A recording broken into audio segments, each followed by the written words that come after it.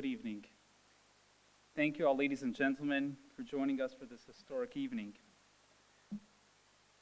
Wow, when we got the wonderful news that we would be blessed with the presence of such a special and wonderful hero, not only for the Jewish people, but for mankind, we didn't know how we would arrange for such an event and with such short notice.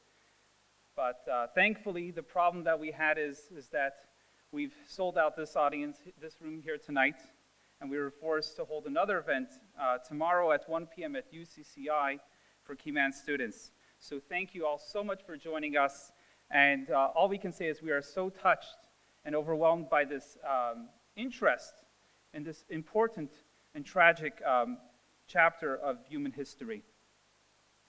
This evening tonight is the culmination of efforts of many years of so many dedicated volunteers and members of the Jewish community, how this small community has grown into this wonderful oasis of knowledge and love and education for the entire Cayman community. So thank you all so much to all our founders, members, supporters, and volunteers who helped bring our community to this proud moment. My name is Berel Pewzner. I am privileged and honored to be the rabbi here for the Cayman Jewish Community. In fact, March 6, 2014 was the day that my wife Rikal and we arrived here on this island on a Cayman Airways flight with a one-way ticket. So thank you for joining me in celebrating our third-year anniversary on the island.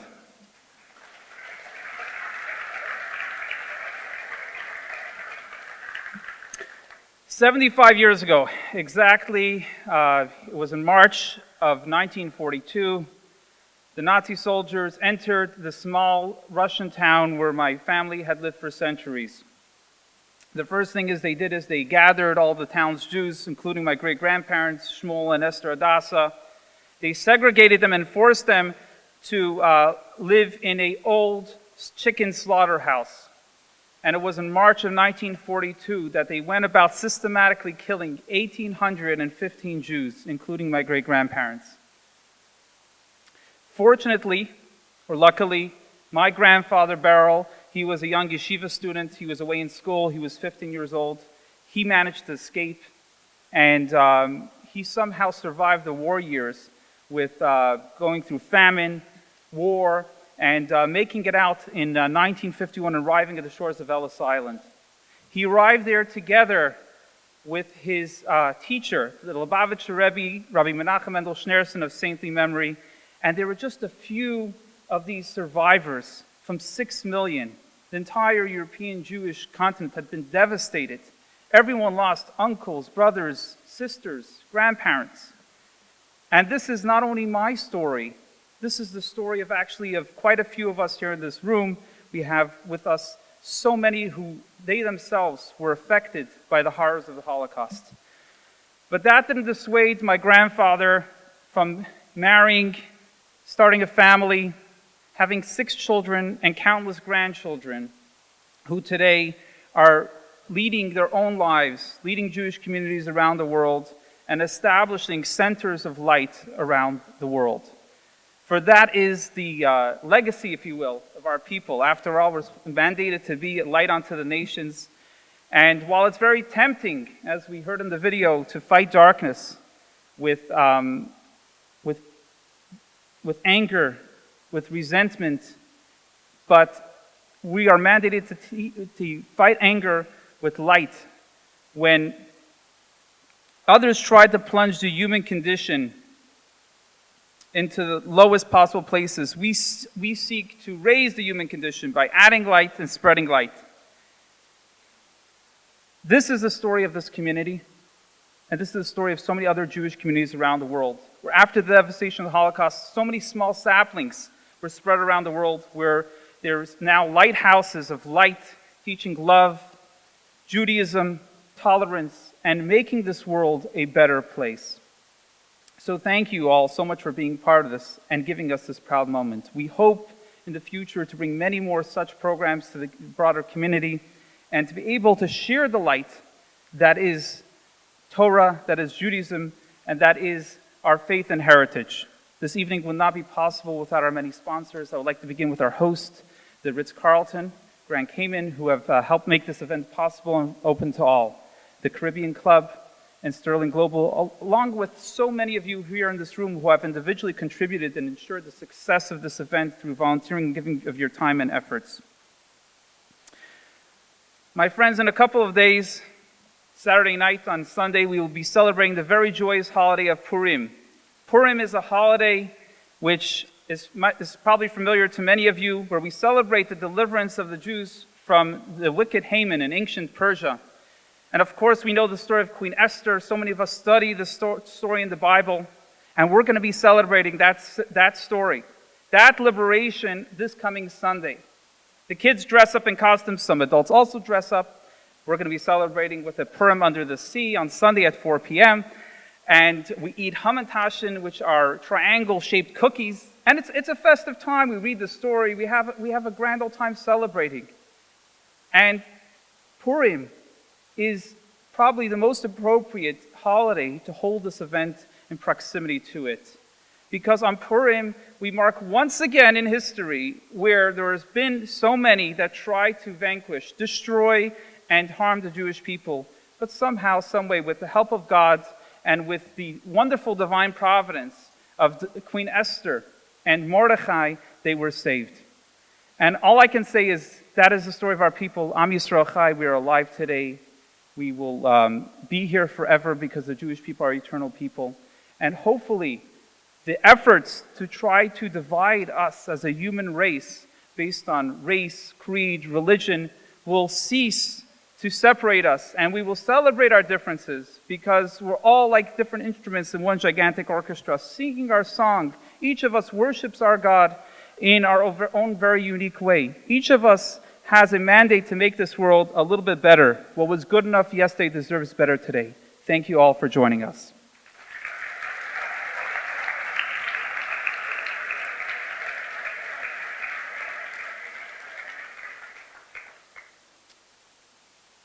I wrote this in my notes, but thank God I don't think I need to say it, but kindly turn off your mobile devices for the upcoming presentation. Well, I don't think you came here to hear me tonight. We have our very honored and special guest, Mrs. Eva Schloss of London, UK, who is here with her companion, Miss Elizabeth. They've traveled the world. In the past few weeks, they've spoken to audiences of tens of thousands of people across southern United States. And we are so honored to be able to host them for a little R&R at the end of their trip. And we're so fortunate to have Mrs. Schloss here with us today. Now, Mrs. Schloss has traveled extensively around the world to tell her story.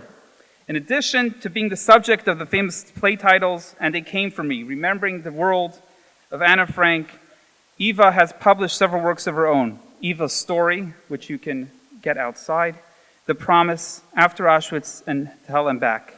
Like her stepsister, the legendary Anna Frank, Eva was hiding in Holland during the war, before also being betrayed and being sent to a horrific concentration camp. In her case, the infamous Auschwitz-Birkenau, which I understand there weren't that many women survivors. She was amongst the fortunate few who survived. Eva has dedicated the last 25 years of her life ensuring not only that the world knows the truth of what happened during the Holocaust, but also it learns the right lessons from the Holocaust, which I think is so important. And over the past few days, Rikal and I have had the privilege to spend some time with Eva and Elizabeth, and you cannot help but be amazed by Eva's optimism and wit, and I all hope that you will enjoy the conversation that we're about to embark on just as much as we enjoyed our past few days. So please help me give a grand Caymanian welcome to Mrs. Eva Schloss of London, UK. Thank you.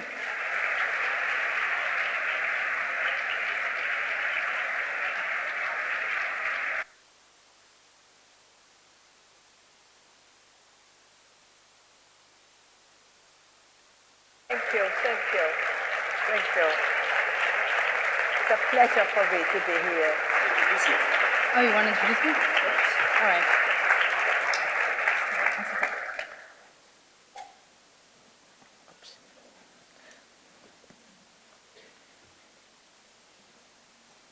It is only with great partners can we achieve all that we have here in this community.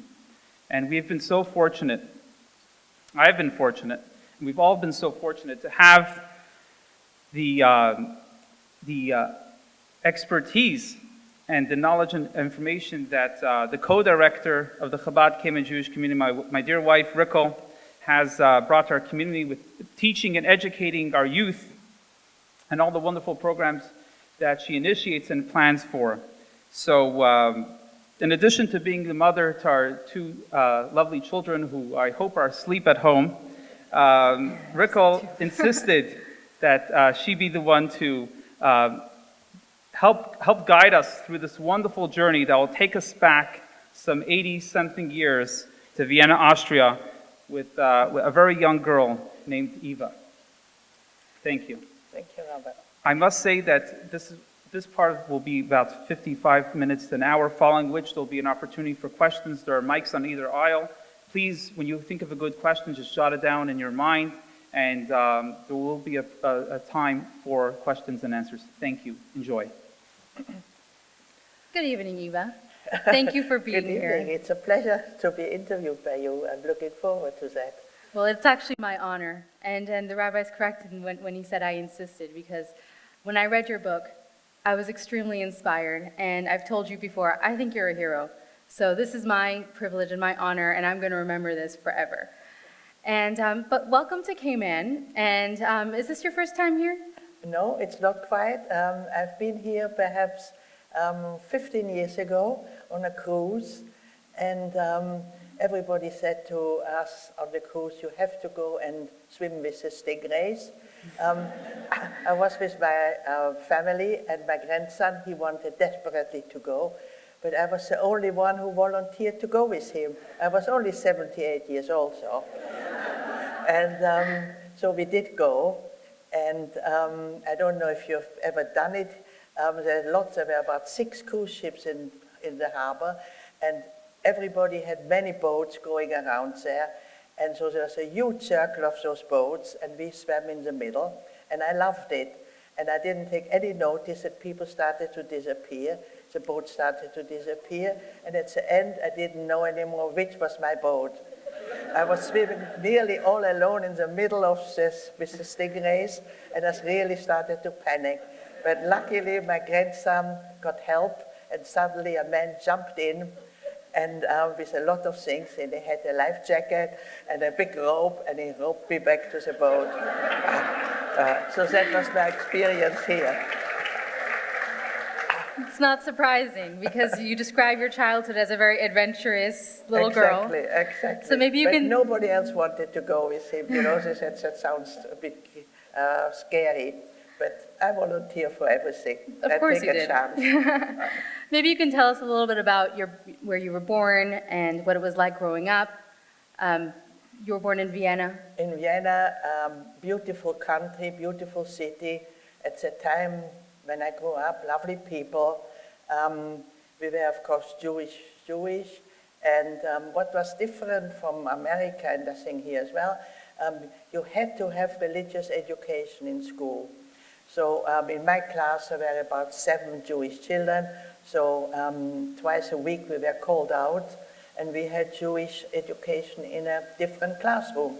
And then when I was finished, we went back. So everybody knew who was a Jew. And I had a wonderful family, grandparents, cousins, aunts, uncles, quite a big extended family. In the winter we went skiing, in the summer we went mountain climbing. I was quite a tomboy, I loved all this sport, and really very, very happy. But all this changed the minute the Nazis marched in. Suddenly our friends stood in the street with Heil Hitler salute, with big swastika flags, looking at us with hate in their eyes, and it really changed from one day to the next. I was 9 years old. My best friend was actually a Catholic girl, and on my way home, we usually stopped off at her house. But after this day, I still stopped off. When their mother saw me with a lot of hatred, she looked at me and said, "We never want to see you here again." I went home crying, I said to my mother, we didn't have a quarrel. And my mother said, well, this is what life will be now for Jewish people. My brother was 12. He came home. He was all beaten up. The blood was streaming from his nose and from everywhere. And when my parents questioned him, he said, my own friends did that, and the teachers just watched on and let it happen. Was there any signs before Hitler annexed Austria? Was there any signs of anti-Semitism before? Was this a complete surprise? Not openly. There was nothing, no. On the contrary, in the First World War, the Kaiser protected Jewish people. He said they're valuable citizens. And, we were appreciated who were, but Hitler, we knew, of course, what had happened in Germany already. That was 1938, and Hitler came to power in 1933, and the Jewish persecution started pretty soon in Germany. So this was, well, for us children, it certainly was a shock. Our parents, grandparents, and older other adults knew, of course, what it meant. And therefore, they decided to relocate the family and escape while it was still possible. Right. Where did you go after? Well, this was really the tragedy of the Holocaust. And this is, again, I have to bring it up, the tragedy of refugees nowadays, because by 1938, already many countries didn't want any more Jews.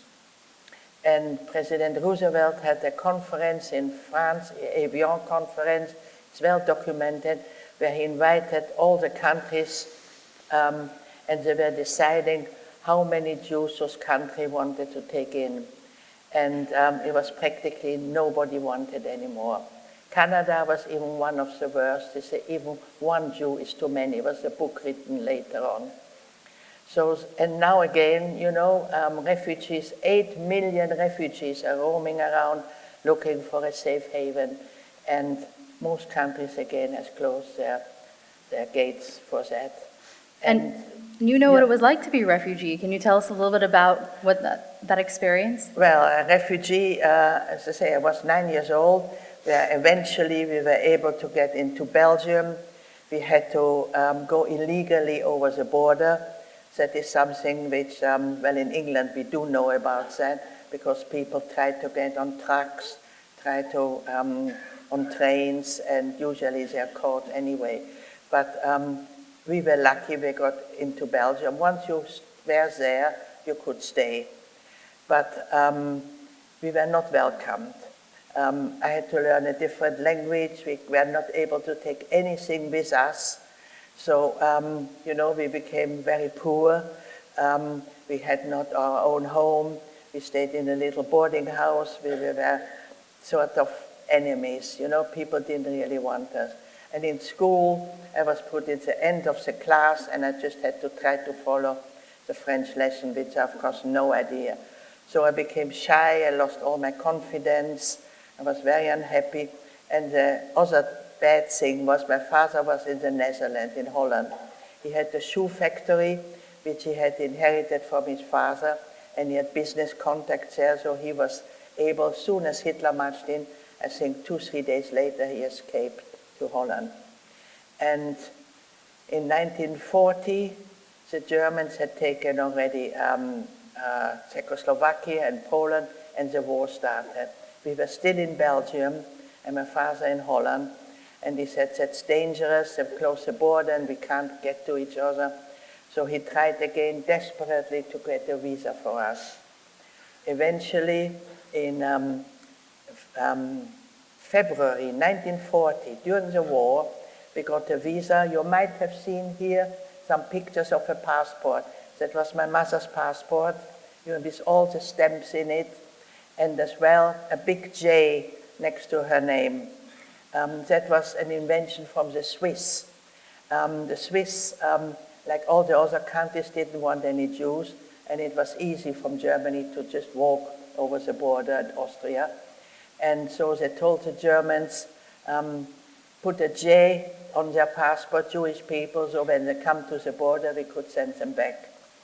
So, this was a big tragedy for Jewish people, couldn't find anywhere. So eventually in February, my father got a visa for us to visit for 3 months to Amsterdam.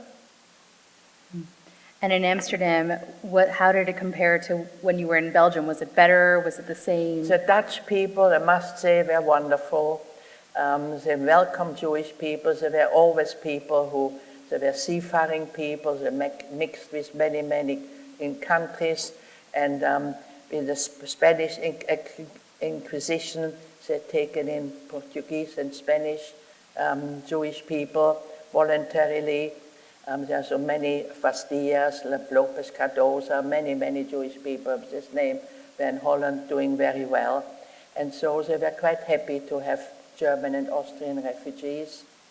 And we settled down there's again a picture here from the Merwede plan, a big open space. And my father rented a furnished apartment because we had nothing.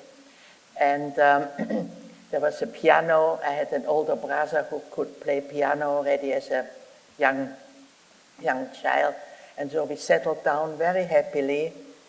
And one day, after school, because in apartments you have no yards where kids can play, so all the children came on this open space to play. And one day a little girl came to me and said her name was Anne Frank, which didn't mean anything to me at the time. But she became one of my friends. When she heard I had just been new, she took me up to her apartment, and her father spoke German to me. This is how I met Otto Frank, and later, of course, we had a big connection. So you enjoyed that your life finally returned to normal, but it wasn't too long because very soon after. I got a bicycle and I made many friends. Life looked and we were together as a family, but unfortunately in May 1940, so after a few months, the Germans marched into the Netherlands as well. And that meant that things was going to change for Jewish people. Not at first, because I think they wanted to keep the Dutch people as friends. But of course the Dutch didn't want to be occupied by the Germans. But nevertheless, and that is something which not many people know, and especially through the Anne Frank story, not all Dutch were good. There were as well quite a big Nazi party. And some wore uniforms, but not all, so you never knew who you could trust. And many Jewish people were actually betrayed in Holland. Actually, the most, from the proportional, the most Jewish people deported was actually from Holland. I didn't know that. No, that's not very well known. And the only people who were saved, practically everybody, and that's quite interesting to know, was Denmark.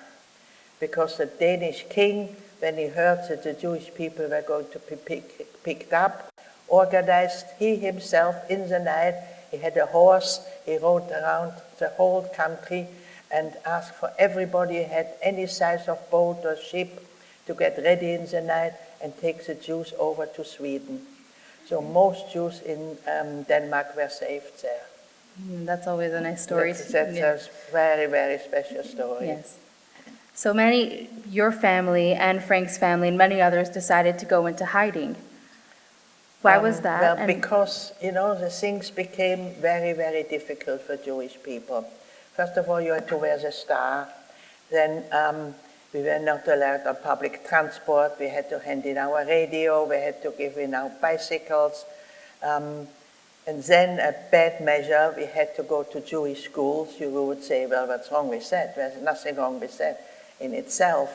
But the Germans really wanted to get the young people. So they went with trucks to the schools, told the kids to go down into the truck. In the evening, the parents waited for the children to come home. They never turned up. They went to the local police, then they went to the Gestapo, the German police, tried to find out where are the children. They never got an answer. So children were never ever seen or heard of again. And only after the war did one hear they were sent to Mauthausen, which was a horrific Austrian death camp with stone quarries, and they were just thrown down from there. The Dutch have a huge, huge monument on the first victims from the Dutch population. And so, of course, it became dangerous to go shopping, to go out, to go to school. And so we lived in fear for 1 year. And then about 10,000 young people between the age of, well, 16 was my brother and Anne's older sister, Margot, and about 25, 10,000 people to report to a certain spot to be deported to Germany. And it said, you know, they never said the truth. They said to work in German factories. Well, luckily, our parents knew what that meant, because why should they take Jews suddenly and work in factories when they had killed them before? So that was the time when Otto Frank, because my brother got that, and Margot, decided we would go into hiding. So that was Heinz and Margot and many, many of their friends. And my father told us, Heinz, you're not going, but we are going into hiding. So I was 13 years old. I said, what do you mean hiding? Adults going hiding, you know, couldn't make sense out of it. And he explained, we are going to stay with wonderful, and that is very, very important, with wonderful people we don't even know, who risk their life to help Jewish people to be safe. Wow. So, and then he told me, but you know, the apartments in Amsterdam are quite small. I couldn't find a family who was going to take in all 4 of us, so we have to split up here again. So I started to cry. I didn't want to. I loved my brother and my father, and I wanted to stay.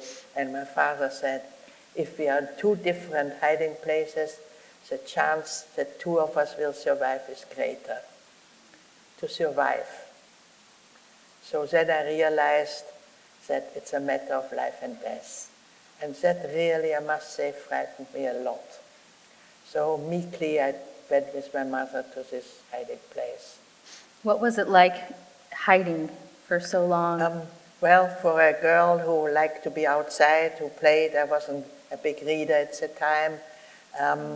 It was, first of all, it was completely frustrating to sit still like this in the morning when the people where we were staying went out to work. We had to prepare our lunch, sit down at a chair like this, not making a noise. And day in, day out, we had to sit like that. And only when people came home could we move around gently. There was something unique where you got to leave every so often. You know, very risky, but why was that? Why did you leave your hiding place? Well, the Germans, again, you know, they were so organized. They made house searches. They knew not everybody had come when they had to report, and they really wanted to catch every Jew. So they made house searches. They knocked on door. People had to open, let them in. Even ordinary Dutch people, you know, they had no rights, and search their homes. And if they found a silver candlestick or a picture which they liked, they just took it away. Nobody had any rights. Right. So, so the people from the resistance looked over every hiding place and built a false partition, or wall fences, making a room smaller, or in a wardrobe they made that something didn't open it, or even under the floorboards. So at night, when we heard the knock or the bell, we quickly jumped into this secret place, but you know, it wasn't 100% invisible. Some were better than others, and hoping they wouldn't find us. So at night, we didn't even dare to sleep. And then there was a story going out, again, in another home they did that, and the Nazis felt the beds, which were still warm. So they demolished the whole apartment till they found people. And the people who hit the Jewish people were taken away as well. Not to death camps, but there were several camps in the Netherlands where those people were taken. Well, very bad condition, illnesses, very little food. Many, many of those people perished as well. And of course, when you hear those stories, the people where we were hiding said, after sometimes 6 months, after a year, after even a few weeks, they said, we can't take the tension any longer. You have to move on. So that's what we did. I think we were about 7 different hiding places in those 2 years. And same with my father and brother. And one day, my father phoned my mother and said the woman where they were staying is blackmailing them for more money. Well, if you spend 2 years without earning any money, my father was actually amazing. In those few short years where he was still free, he earned enough money to be able to keep us for 2 years. But he said, I have not much money left, and if we have nothing, the woman is going to throw us out anyway. So he asked my mother, because we were in Amsterdam with connections with the resistance, and they were in the country at the time, to find a safe hiding place. But it was already difficult to find safe places. So it took my mother about 3 weeks, and eventually a Dutch nurse came forward who said she knows a safe house. But it turned out she was actually a double agent. She really worked for the Nazis, but pretended she was a member of the resistance. And to explain what kind of people did those things, her boyfriend was quite high up in the resistance. And he came several times, many times to her and said, I need a new hiding place. She always had it, always said, yeah, yes, I know it. And sometimes he said, I have a letter from parents to the child who you brought into this place, and I'd like to take it to him. No, you can't do that. So she became suspicious of him, and she betrayed him, her own boyfriend, and as he was an important member of the resistance, he was shot. So this kind of people, they didn't care about anybody. Wow. And how did they eventually, you were found? And that was a very... that was, and we had just changed as well hiding place. And my father and brother had just come 10 minutes from we were, and we decided we would visit them. Because, you know, I had become very frustrated not to see them, and then after 2 years to be indoors all the time. So we went to see them, and on a Sunday, when they moved. And on Tuesday, it was my 15th birthday, and we just sat down to breakfast. There was a knock on the door, and the Nazis stormed in and took us away. Where did they take you to? We had no idea how could this suddenly have happened, you know? And they took us to the Nazi headquarters and interrogated me, especially me, because I was the youngest. They thought they can get information out of me. And they beat me really, really, really badly and threatened eventually they would kill my brother if I don't talk. And then I realized that my father and brother had been arrested as well, because before I didn't know that. So eventually they let me go. I didn't betray anybody. And they threw us in a room where my father and brother was as well. And he explained what has happened from this nurse, that she was this evil person. And what happened after that? You were in the Gestapo, and then where did they take you to after that? What was the night we spent in a prison. The next day we were put on a train, ordinary train, to a holding camp in north of Holland called Westerbork. If we would have stayed there, all 4 of us would have survived. But on a Friday morning, we were called up. We had been put on a list to be deported eastward. Holland is the most western country, so eastward, the trains going eastward means Germany or Poland. And they never told you where you were going, but we were pushed into you might have seen pictures, they're really sort of goods train, cattle trucks, they called them. There was just a tiny little split of openings they made. They were metal, so it was made, it was very, very hot. About 80 people were pushed in there. 2 buckets were put in, one for toilet, one was clean water. And the big doors were closed, and we heard a lot going on. And slowly, slowly the train set into movement. And that was the last time we were together as a family. And the journey was 3-4 days. And my father apologized with tears in his eyes, said from now on he can't protect us anymore. That must have been for him a terrible, terrible defeat. He said he had been able to get us out of Austria, he kept us safe for 2 years, but from now on we'll be on our own. He gave us all kinds of tips, aids, how to look after ourselves if we get to a camp. Because, you know, there were about 300 camps in Germany and Poland. Many, many, many were death camps, but there were as well labor camps, where people were working for a while, and then when they were too weak or too ill, they were taken to the death camps. So we had a little hope, perhaps we were still going to a labor camp. And my brother, that is a little side story, you might have seen some paintings here. That was done by my brother. As I told you, he was a musician, really very, very, very talented. He could play any instrument, but in hiding he had to be quiet, not a sound. And he had all the talents in the world, and he started to paint. He wrote as well 200 poems.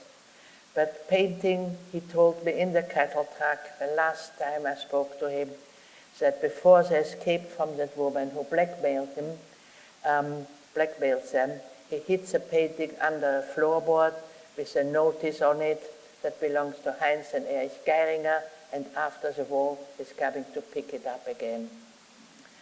And so he said, you'll be amazed. He was very proud of what he had achieved. Without lessons, just sitting there by himself, just all fantasy.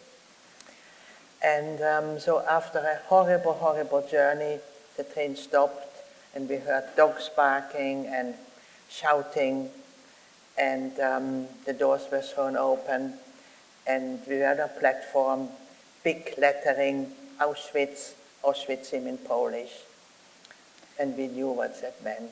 And did you know the extent of the horrors that were going on there? Did you know about the gas chambers? We knew that. And this is, I'd like to tell you that, because, you know, Jewish people were not allowed to have radios. But in hiding, people, so the non-Jewish people, kept the radio. And again, you were not allowed to listen to foreign broadcasts. But people needed, especially people from the resistance, needed to listen to some optimistic news. So we listened to the BBC. And the British Broadcast Corporation. And I remember it very, very clearly. It started with da-da-da-da, da-da-da-da, and they sent out broadcasts to all the occupied countries in their own language. And the Dutch one was at 9 o'clock. And we were glued to this, hearing by 44, before we were arrested, there was already talk about an invasion. And as well, the Germans had lost already in Russia and in Africa, and it looked already more optimistic. And so they told that, but as well, always at every broadcast they mentioned the 300 concentration camp and death camps in Germany and Poland, and Auschwitz was always mentioned as the biggest. And it was said that Jewish people are systematically being gassed there. So you knew about that? So we knew. So we knew this was really the worst death camp. But must just say something else. Actually, it turned out that we were lucky that we were taken to Auschwitz. Right. Because there were camps where there was no selection, like Treblinka, and so we were there. The whole transport, any age, and everybody who arrived walked through a tunnel straight to the gas chamber. Because I found many, many years later, a Dutchman composed a book. It took him 10 years to, where all the Dutch people from Holland, not just Dutch, but all the Jewish children who were deported from Holland, he traced all this. And I found many, many of my friends who were taken to Treblinka and had no chance. The day they arrived, was the day they were murdered.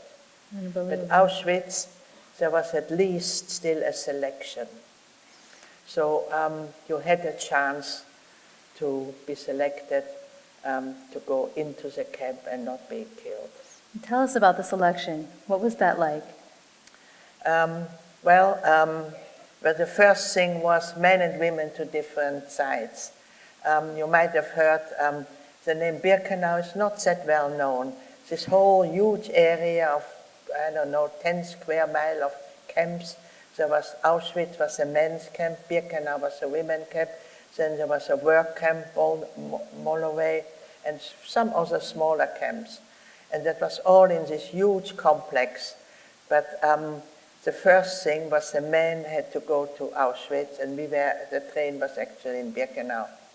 And you can imagine that scene of father and daughter say goodbye, husbands and wives say goodbye, assuming perhaps they will never ever see each other on this earth.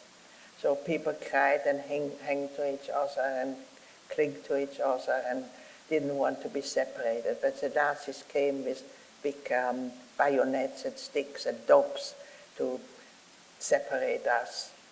And my father took me by the hands. I remember that very clearly. He was not a religious man, but he took me and said, God will protect you. That was the last thing that he said to me, and they marched away. And then we heard whispers. Dr. Mengele, the camp doctor, Angel of Death, that was his nickname, was appearing. And we had to study the rows of 5. Everything was always rows of 5, this way. And he came with polished boots, white gloves even, and a little baton, like a conductor. He came, and everybody kind of, the guards went a bit away. I think everybody was a bit afraid of him. And he came, and like a conductor, he looked you over just a second and decided this side or this side, meaning life or death. And again, you knew which side meant what? Well, we realized that babies, young children, even bigger children, it didn't ask the age, it depended how you looked. If you looked very worn through the journey and you were perhaps 20, you still went to the wrong side. We lost about half our transport at this first selection. And then you went with you were selected with your mother. And luckily my mother and me passed this selection. And so you went to work.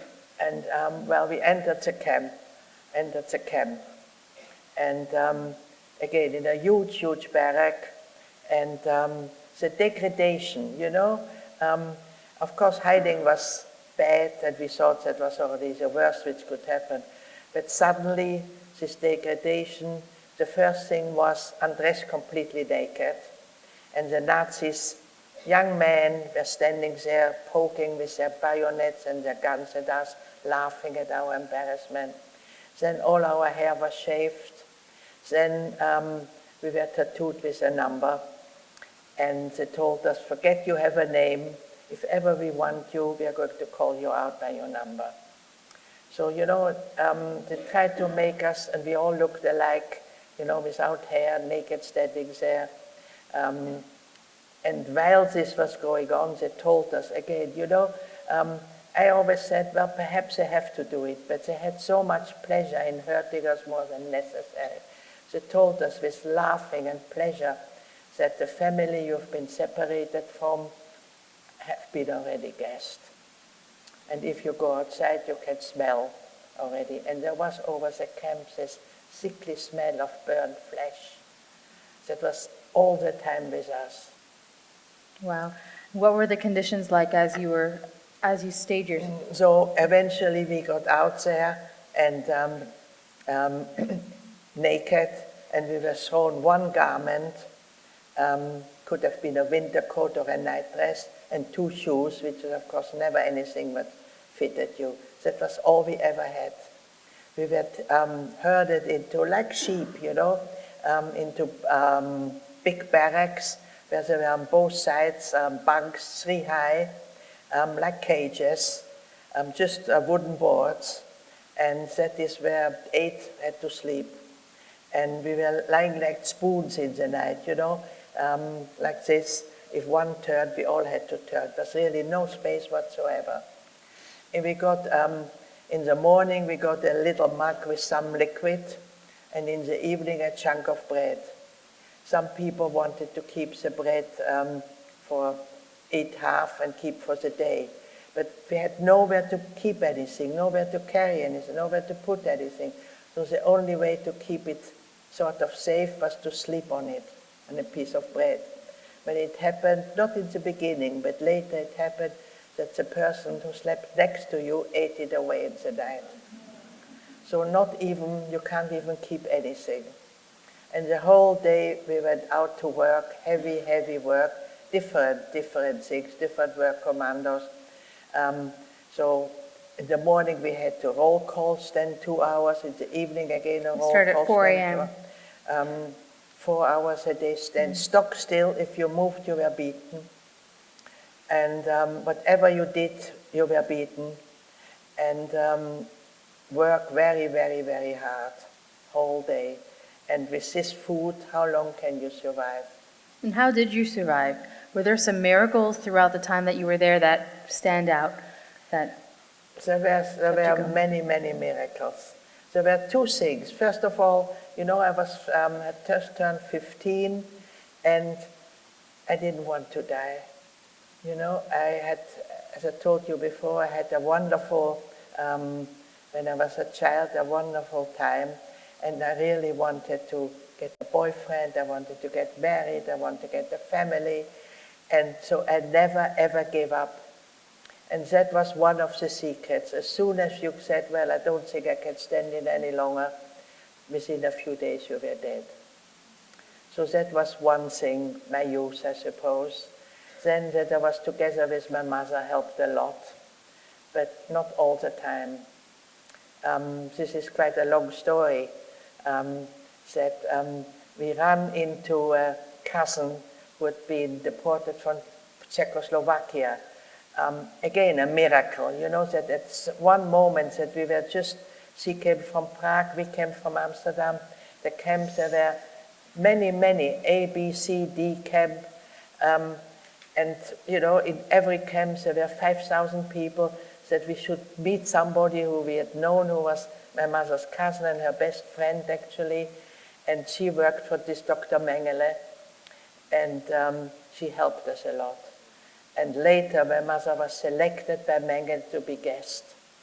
And for 3 months, I thought I'd lost her. That was for me the hardest time. But this cousin was able to save her, but I didn't know that. And towards winter, it was already winter, the Russians were already approaching. We didn't know that. And I was nearly on the point of giving up, when at work suddenly somebody said, you are wanted. And I thought, well, that's it, selection. And I went outside the barrack, and my father stood there. You know, with his SS boss. He looked very, very poorly, but when he saw me, a big smile on his face, and I fell in his arms, and I asked him how is Heinz. He said, he's okay, he's okay. And then he asked me, where is Mutti, my mom? And I had to tell them she was selected. This man crumpled in front of my eyes. That was for him, you know. And then I cried, and he cried, and he said, well, we'll make it, the war is soon over, we'll be together again, and Mutti will protect us.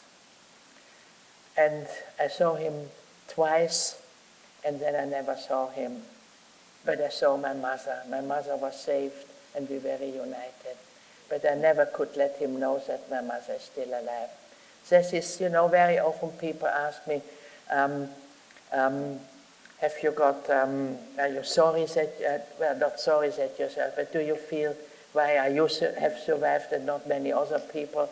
I said, no, I'm not, but I'm sorry that I had to tell my father that my mother had been killed, because I think he had just given up then. Probably Heinz died first, and He didn't think I could have made it, and his wife was dead. I don't think he wanted to live. If only I had known that it wasn't like that. And the war was almost over. How did the mood in the camp change as the war was coming to an end? Was there any changes? Well, the changes were quite big because the Germans didn't want people to be liberated. So they took every day, they emptied many, many barracks and marched the people into Germany and Austria. And after the war, those were called the death marches, because as you can imagine, most people perished. But again, by luck, my mother and me didn't go on this, and we stayed behind. And in January, the Russians came. By that time, the camp was practically empty. In the women's part, there were perhaps 300-400 women left. Same in the men camp. And the Russians came, but had to pursue the Germans, so they left again. And I decided I would go there to the men's camp to find my father and brother. And you met somebody else there as well. Yeah, which I did. And I looked around everywhere, and saw two men I knew from Amsterdam, and one, he looked familiar, but he was very, very pale and very, very thin. He was a tall man, but nothing much left of him. And I said to him, "Aren't you Otto Frank, Anne's father?" He said, "Yes, yes. Have you seen my girls or my wife?" And I never saw them. And I said, "Have you seen my father and Heinz?" He said, "Yes, they were here, but they left a few weeks ago with the Germans." So I didn't know about death marches. So I thought that the war will be finished soon and we'll be all right again all together. Mm-hmm. And then the Russians, because the Germans still came back sometimes to take more people away, and so the Russians decided they wouldn't leave us there, and we couldn't get back yet to the west, so we went eastward.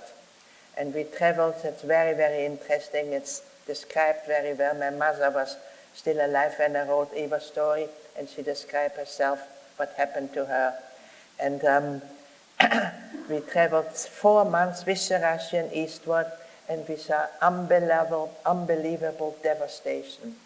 The Germans had burned down every town, every village, every field. There was just nothing standing. But eventually we ended in Odessa, and there we waited for the end of the war.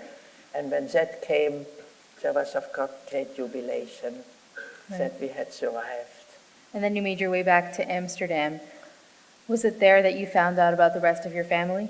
That took, again, a long time. So we traveled from February till June, till we got back to Amsterdam. And Otto Frank was with us this whole journey.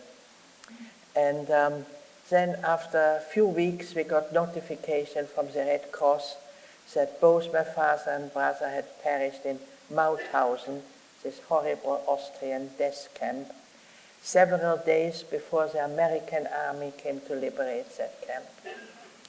Well, that was for me the last straw. And Otto Frank came as well to tell us he had heard that his whole family was gone. He was 57 years old at the time, and he looked like a ghost. And after he left, my mother said to me, "Well, how can this man carry on with his life? He has nothing to live for. We have at least each other." And a few days later, he came again with a brown parcel under his arm with an ugly little string tied together. And he said, "I must show you something." And he opened it very, very carefully. And the thing you can guess, it was Anna's diary. And he said, "Can I read to you something?" And he read a few sentences, but he almost burst into tears. It was too emotional for him. And it took him 3 weeks to read it all. He just couldn't carry on reading it. Wow. Did that help him sort of cope with the war? Well, it helped him to remember his little girl. And you also had something to remind you of your brother. How did you find those paintings? Well, that was already several weeks after we had been back. And through all this, I must admit I'd forgotten about Heinz's painting. But when Otto got the diary, I said to my mother, we have to try to get those paintings. And we went to that house. Luckily, this woman who blackmailed didn't live there anymore. There was a young couple that moved in who, when we told us a story about paintings being hidden under the floorboard, they looked at each other and said, they're a bit, so the war didn't. But I started to cry, and so eventually they said, okay, go and look. And they were amazed what we found. We were amazed and they were amazed. It was really, and this is, by the way, the paintings have been, I donated them to the Resistance Museum a few years ago. And in South Africa, they made an exhibition of his life and his paintings. And there was an exhibition now in Knoxville, where we have been as well. And people were very, very interested. And I think they're going to travel now quite a lot in America. And perhaps they will come one day to the Cayman Islands. We would love that. So a little bit about Anne Frank's diary. What was it about her diary, do you think, that caused it to become so famous? I mean, it was translated into 70 languages, it became a play, it became a movie. What is it about her diary that you think is so relatable? Well, it was, first of all, it came out in 1947, so very, very early after the war. And there was nothing else, no books, no anything coming out at that time. And people wanting to know, but not too much. And the diary is just this. It gives a bit of information, but it is not yet a camp story, because people were not ready to listen to anything like that. Even Elie Wiesel, Night, which came out in the 70s, was not a bestseller at all for some time, till people started to be interested and really wanted to know. But Anne Frank was the first book, and in Holland and in Germany and France, it wasn't doing very well. Only when it came out in America in 1962 did it become a bestseller. Because by that time, people really started to want to know more about it. And it is written by a 14-year-old girl who had a view of the world quite mature. And it was something which people had never heard of, and going in hiding, an experience like that. So it was a unique kind of book. And she became I don't know what to say, for the 1.5 million Jewish children who have been murdered. She was an example of what happened to children like that. And unfortunately, 1.5 million Jewish children were lost. So many Anne Franks that we know nothing about. And that's what's so special about your story, is that it sort of picks up right where Anne Frank's diary abruptly ends. That's right. Because she couldn't write, of course, in the... So the sort of what would have happened to Anne. Yes, yeah. Very similar things, yes. So you see, Anne Frank was in Auschwitz as well, the whole family, and but she was taken out then later and transported to Bergen-Belsen. If I would have taken, we were liberated in January, they had to wait till April at least. I wouldn't have made it to April either. So that was really the situation which saved me as well. And your story, you didn't tell your story for some time. What caused you to decide to start telling it in the late 1980s? Well, this has something to do with the diary, but I just would like to tell you before a little bit something what happened to me when I was still in Holland. I didn't want to go to school. I was already an adult, as 16, I had already experienced so much. But Otto Frank, who kind of looked a bit after my mother and me, he said to my mother, she must send Eva to school because a good education is the only thing which will help us through life. And so I did go to school, and when I finished, I didn't know what to do with my life. I was still very depressed and miserable, and Otto and my mother decided I should become a photographer.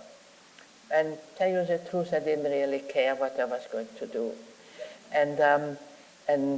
But I was miserable in Amsterdam. Now I say, why was I? Because it's really lovely there.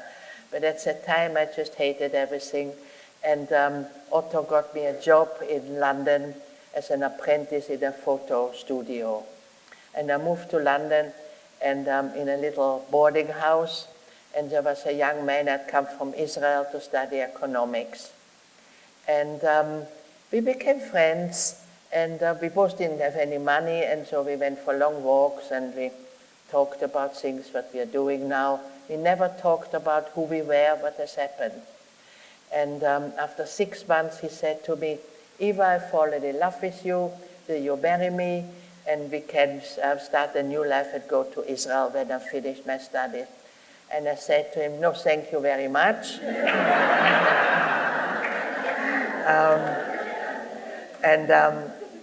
Well, he was a bit upset, and he thought, well, we'll see. And then Otto Frank came over one day, and I told him that, and he said, he was a bit embarrassed. He said, well, your mother and me have fallen in love as well, and once you get settled, we like to get married. So I went back to this young man. I said, well, you can marry me now. And that's what we did. We married in 1952 in Amsterdam. And Otto and my mother married a year later, in 1953. And they were married for 27 years, longer than they were married with their first spouses. And I was married with my husband for 64 years. Unfortunately, I lost him last year. But he was 91, and he was very ill. He was really ready to go. But, you know, as I said, we didn't really know each other. I told him I was Dutch, which I wasn't. I was stateless. He told me he was Israeli, which he wasn't. He was still, he was still from Germany.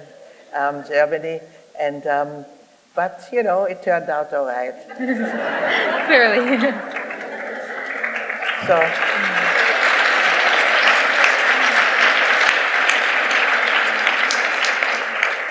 So you asked me about why and you know, it was a terrible experience I went through. I didn't want to burden my family, and I suppressed it, and it was difficult, you know, but I started to think about it when I, especially in the Vietnamese War, when I realized the boat people tried to escape, again, like refugees, and big ships came and didn't pick them up and let them die again.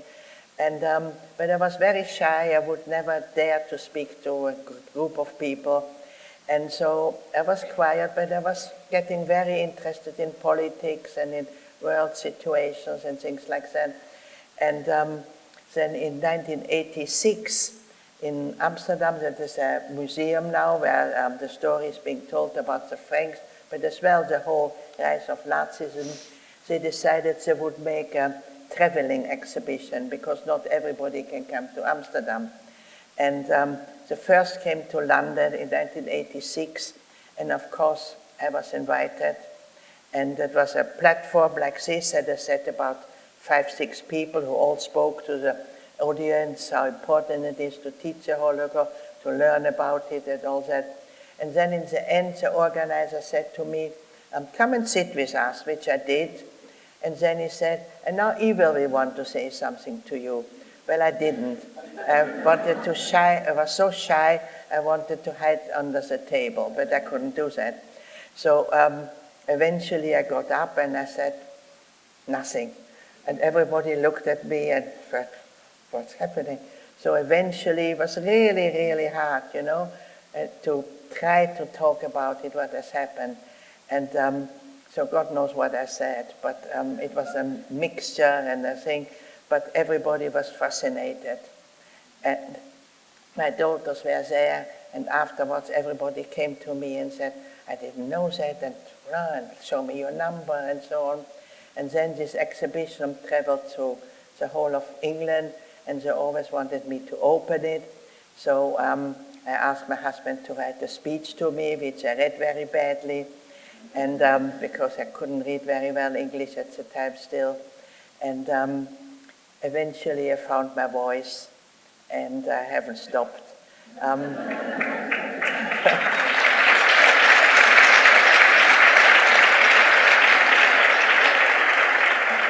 At first, when I did start to speak, I always had to take a tranquilizer. I was so nervous. When I heard there are going to be 800 people, I said, well, that's all right. You know, I've learned now how to do it, and it's important. You've been a wonderful audience, and you've been a very good interviewer. Thank you. And thank you very much. And yes, that is basically my How story. you got here. Playing with stingrays. No, that was last time. But I have another question about, you Sure. mentioned that you got very involved in politics. What is your take on what's going on in the world right now? The rise of extremism worldwide, and you mentioned the refugee crisis. What do we make of that? Well, it is not the first time that the world is dissatisfied with the situation. We have had a French Revolution, we have got a Russian Revolution. There's no revolution now, but people have been able to speak out. You know, people say, I don't like what is going on now, we have to have changes. And that will happen, because we are, after all, democracies in Europe, here, and people will get what they want to hear eventually. So Brexit in England was a shock. People never expected that, because the diplomats, the government didn't know what people were thinking. The same in America. They had no idea that Trump might be elected. You know, they didn't know what the people really want. I got asked all the time about anti-Semitism in America, in France, in England. Yes, there is a little bit, and it has always been, and it always will be.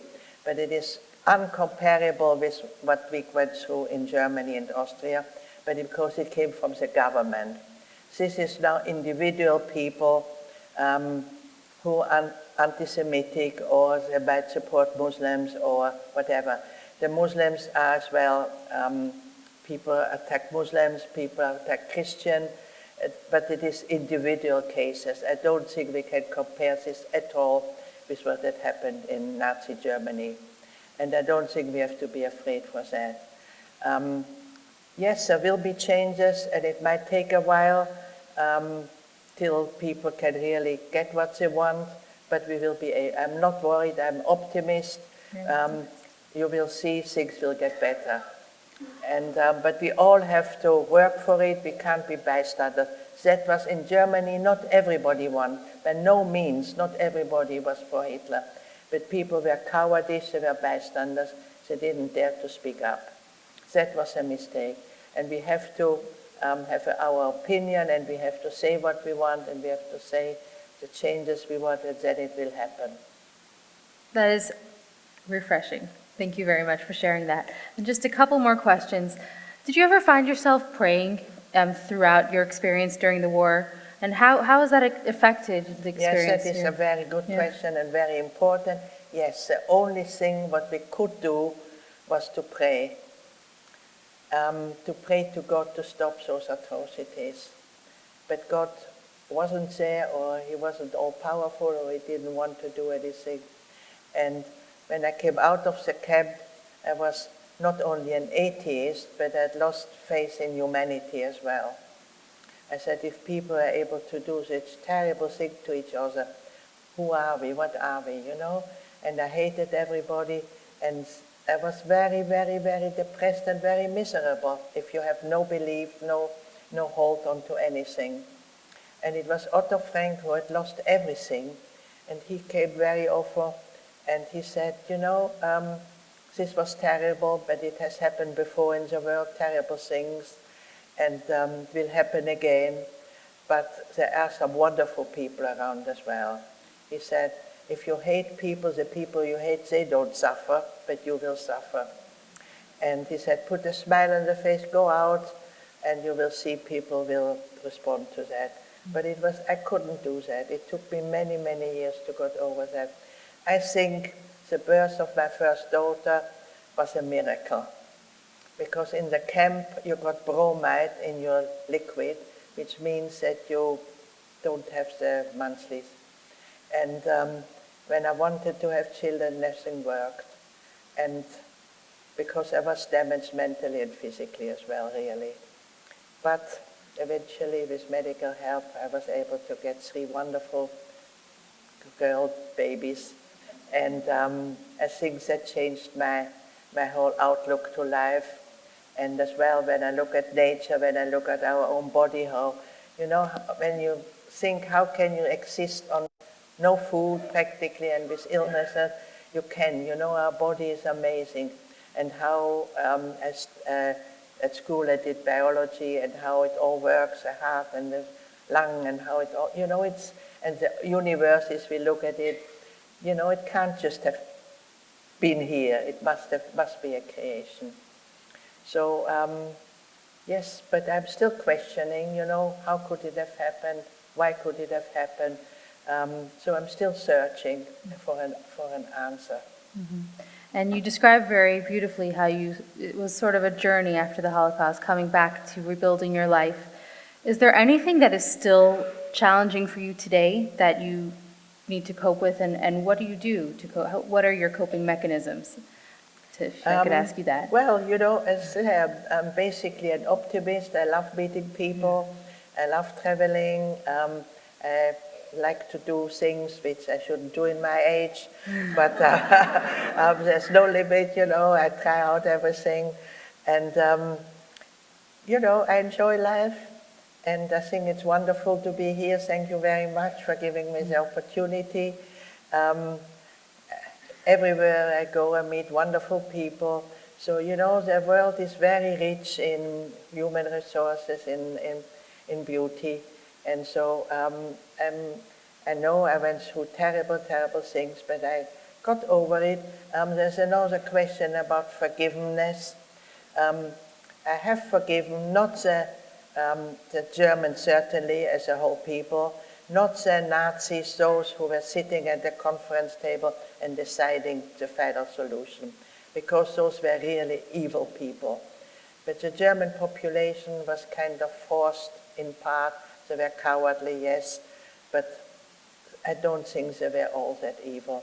And I've spoken very often to veterans from the Vietnamese War, and they, when they come out after my talk and they cry and they say, I've done things which I can't believe I really did. What they did in Vietnam, decent people, killing children, burning people.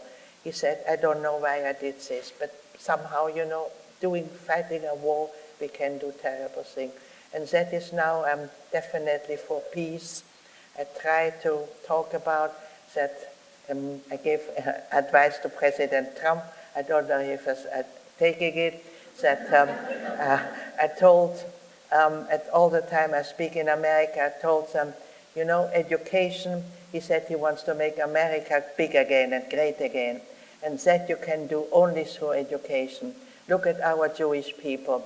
We came here to the foreign countries poor with nothing, and our children all became, through good education, lawyers and doctors and engineers and judges and everything, only through a wonderful education. And I said, this is what we have to...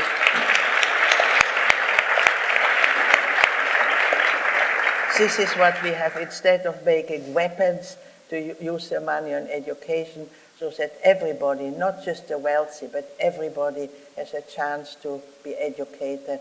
And there's some wonderful hidden talents in even the poorest people. That is beautiful. Thank you. Thank you. Thank you so much for coming to Cayman and sharing your story with us. I know that I'm leaving inspired, and I can imagine many of us are. So I want to thank you. And again, we are about to open the floor for questions. So there is a mic there and a mic there.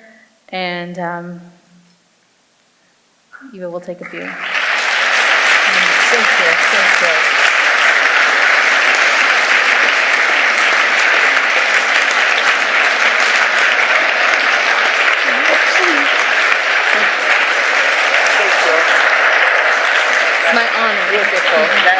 Well done. Thank you, thank you.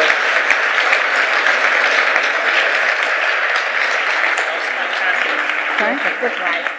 I'm going to, sorry, what?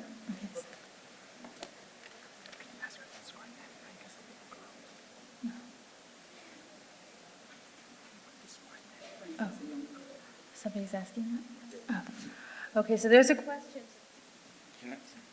There's a question to describe Anne Frank when she was a young girl. What was she like? All right, yes, we missed that, huh? Yeah. I met her in Amsterdam when we were both 11 years old, and she was quite, I told you I was a tomboy, but she was actually quite a sophisticated little girl. She was very interested in her hairstyles, in clothes, and as well in boys. When she heard I had an older brother, she said, when can I come and visit you in your apartment? But my brother wasn't interested in a little girl the age of his sister. And she was, she wanted always to be the center of attention.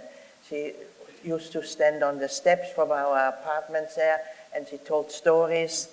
And at school, she was called Mrs. Quack Quack, because she never stopped talking. She was a big, big chatterbox, and very lively and very intelligent. And she had not experienced any anti-Semitism like I had, because they left already early in 1933. Otto Frank, her father, said, in this country, I don't want to bring up a family. So he realized already what might happen. And so we knew each other for 2 years. We saw each other nearly every day. We did as well the girly thing like skipping and hopscotch and those things. Now I think the children play more with the telephone in their spare playtime. But at the time we really ganged up together and played together and so on. And and then the same day, actually, both our families disappeared. We never told each other our plans because we never knew if somebody is going to betray us. So, and in the camp, like I said, it was so big. She went somewhere, I never saw her at all, which was a great shame because, we would have perhaps been able to help each other. Any more questions? Yeah, I have a question or two. Thank you again for sharing your life with us this evening. There's been some, I believe, questions about what happened with the Frank family. That there was a story in the movie, of course, in the play, that they were betrayed by, I think, people that broke into the place where they were hiding. And I later heard that there were some questions exactly, maybe they were turned in by somebody else, totally unrelated. Do you know anything about that? Yes, I do know, of course. Otto Frank had many, many court cases till 1962, and he was always very nervous, very upset about it. They never found out who it really was. There were many people were suspected, but it is still this day, one doesn't know it. Even now, very recently I read a book that they know who it was, but it's not true. It will never come out. So that will remain a mystery. Thank you. Because nobody is alive anymore who could have facts about it. When you go to the Holocaust Museum in the United States, anybody that's listening here tonight, if you have a chance to do that, do it. I have been actually. Right. I've been, yes, Great. Actually 3 times already. Sure. And it's a wonderful museum. It's incredible how they did it. It's incredible, it's incredible. But- and many schools go there from all over the country. The world, yes. Yeah. Yes. When you walk in, though, and this is going to be my last question, when you walk in, the first 2 movies that you see about, which you're going to see about the Holocaust, there were 2 movies. One is The Rise of Nazism, and the other one is Why the Jews? Let me ask you that question. Why the Jews? If the Holocaust Museum has no answer, I don't think I have an answer.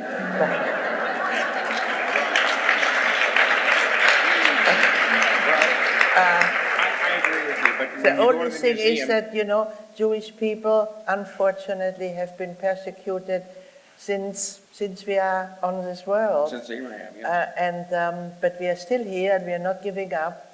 And we are, very, very proud to be a Jew. We've achieved so much.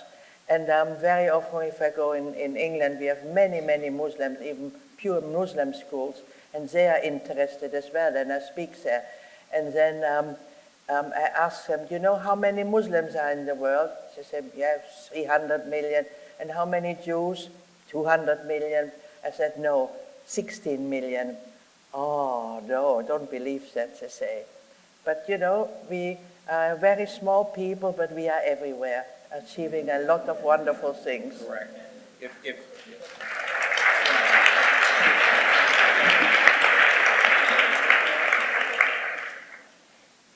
Is it my turn?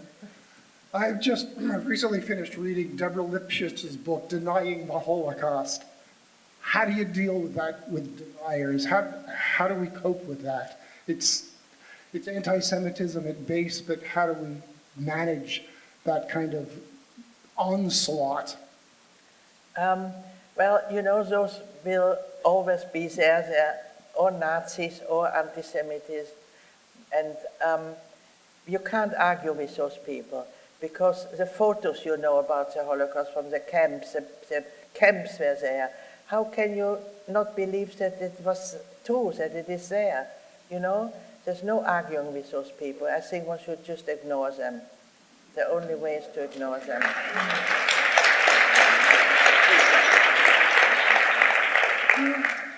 Good evening, Miss Eva. First of all, I'd like to say thank you for coming here and speaking to us and sharing your experience. And now my question is, in the face of the Nazis' attempts to destroy the Jewish community's sense of self through their removal of your jobs and shaving your hair, and just generally removing the things that people here use to define themselves, how did you hold on to what made you Eva? That's a difficult question.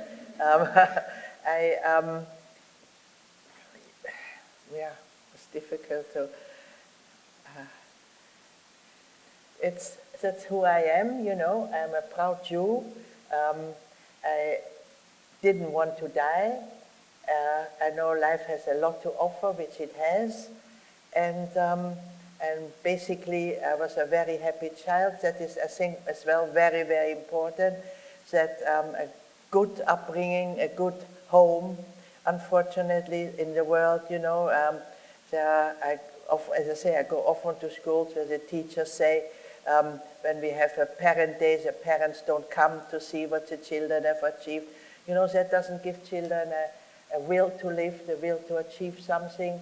But I had all this at home, and that is why I wanted to live. I wanted to achieve something, and this is what I'm doing now. To teach about the danger of being bystanders, of discrimination, and as well, like my husband said, he left a letter to his grandchildren. He said, there is only one race, the human race. We're arguing about races.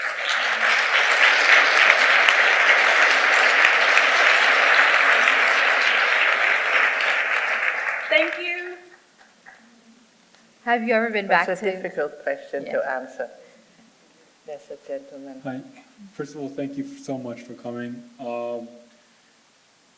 Might be a personal question. You might not want to answer it, but I would love for you if you would. Since the war, there were a lot of Nazi hunters. I wanted to know, because you said very general opinion about your opinion regarding the Germans and the Nazis in specific. What was your view regarding the Nazi hunters?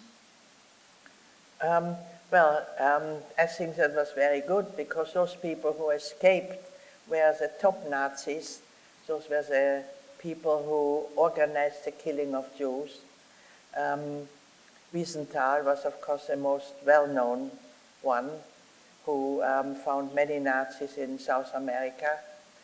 And, I have respect for those people, because those people should have been caught.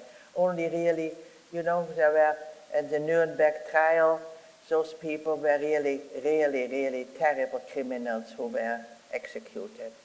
The people who were not as bad got prison sentences, which was okay as well. But the really leaders should have been executed. I'm not for death penalty in general, but those people did deserve that. Because a lot of them obviously surpassed the age of 90. There's probably still people out there that are still Nazis. Or do you ever support or until today trying to find these kind of people? No, I think, you know, those people, if they are 90 by now, they must have had a very difficult life to live with their conscience. Because as I said, they're not, I mean, the leaders have all been caught or are dead anyway by now, because they were not, you know, they were in the 30s and 40s, they're not alive anymore. And the minor ones, if they are 90 now, well, I would say leave them. They must have had a very bad conscience about what they've done. We have time for one more question. Anyone? Please. Hi, thank you so much for Hello. speaking. My question is regarding when you left the concentration camp and you went back to Amsterdam.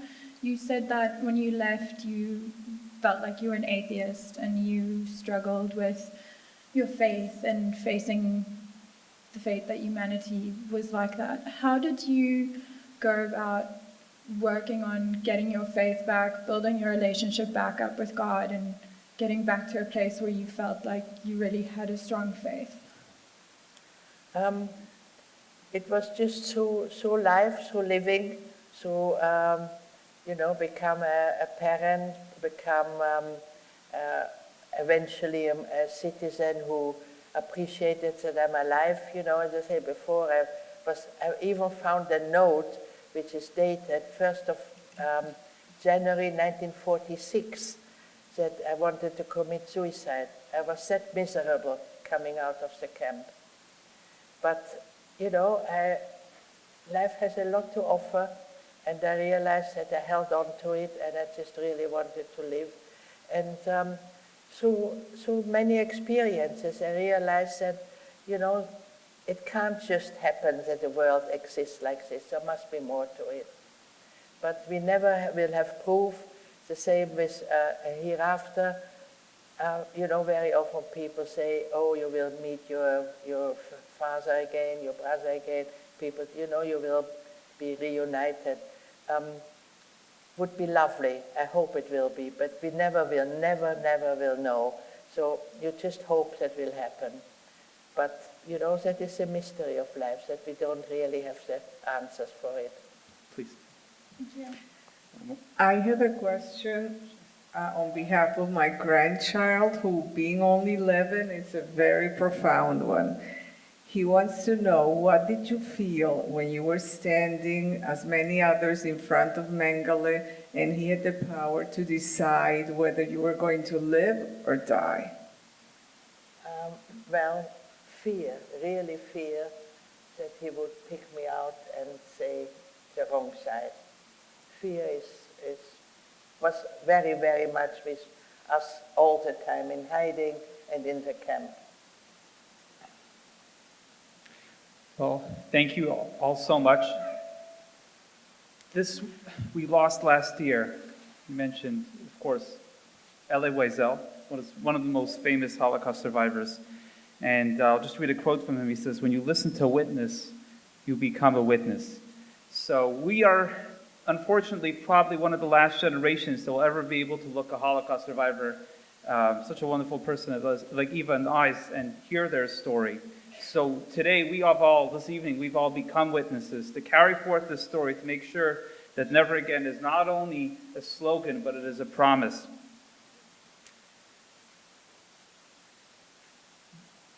The story of Eva will be told tomorrow at 1 p.m. at UCCI. If there's anyone, friends, family, that you feel it's important that they also hear the story, please join us tomorrow at the Sir Vansel Johnson Hall at UCCI at 1 p.m. On your way out, there's still a limited supply of Eva's story available, and Mrs. Schloss will be available for a limited number of photographs. Thank you all so much for joining us this evening, and please, let's give Mrs. Schloss a great round of applause.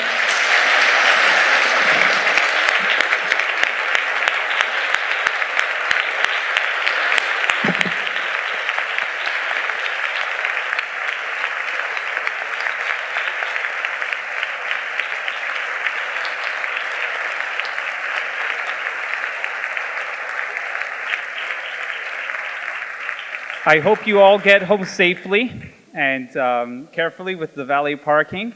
And thank you all so much for joining us. And since we're coming up in a couple of days, so I'll wish you all a very happy Purim. And I would like to give Mrs. Schloss in Yiddish a bracha that she shall live to bis 120 till 120 halavai, and that we should all merit very long and prosperous life. Thank you so much for joining us.